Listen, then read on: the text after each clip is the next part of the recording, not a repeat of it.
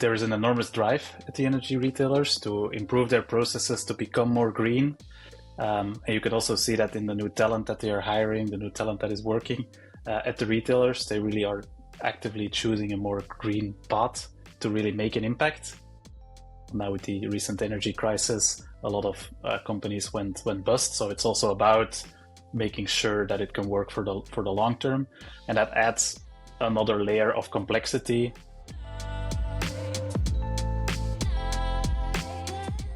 It starts with pricing, offering it to your customers, but it also touches on seeing stuff on your invoice.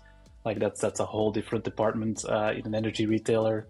If you're talking bi-directional, then you're talking, okay, forecasting, because you don't only need to forecast the consumption, but you also need to forecast that generation, that renewable energy. Where is it coming from? How can we forecast it? How can we buy it?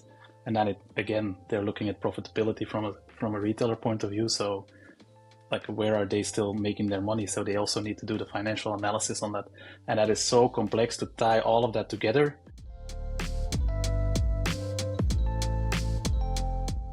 When you look at large B2B players, they actually have flex contracts. Flex or click contracts is where the consumer themselves can actually decide how they trade by keeping track of the market, or by having a very operational process where they can shift some of their production facilities to use energy in a more suitable time.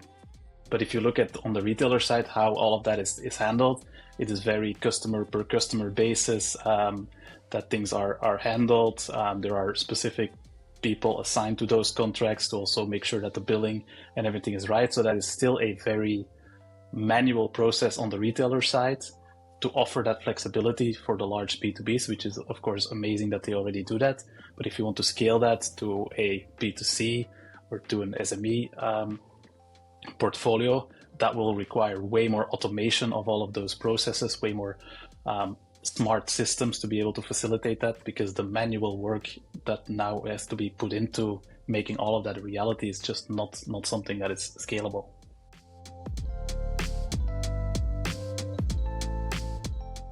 I think there is definitely an early adopter suite of customers that is willing to pay attention and put in some of the work.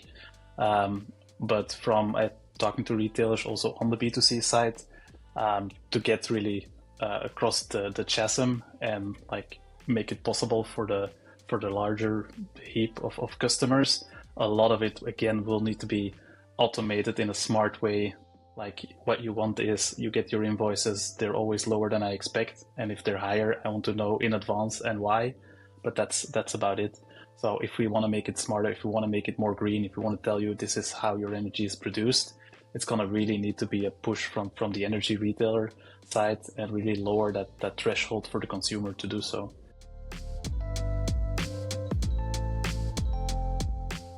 I think it's also going to be more and more important to have all of those different consumptions and forecasts align across the retail business as well, because there's operational impacts where they have to report to distributors, but there's also financial impact with what are you then still going to buy, what prices are going where.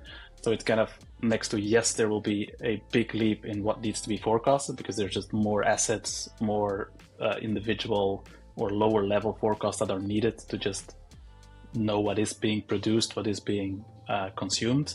It's also how can retailers make sure that it aligns across the entire business, so that both everything that's happening on the billing side is correct and they can inform the consumers correct, but also at the higher level they can buy from the wholesale market correct. So it's going to be a large investment to make sure, like, make all of this match at the right levels and come out with the right prices, but also the right reporting back into the market as well.